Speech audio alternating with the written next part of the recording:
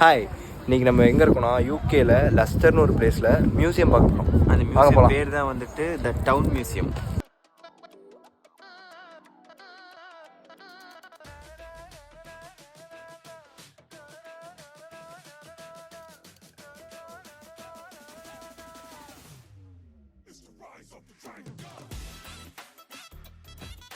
மம்மியை பார்க்குறீங்களா?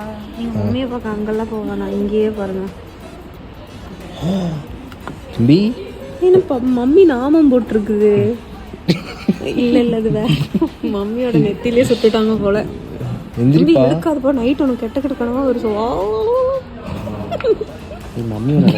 கைப்பிடியே. உண்மையான மம்மி பார்க்குறீங்களா?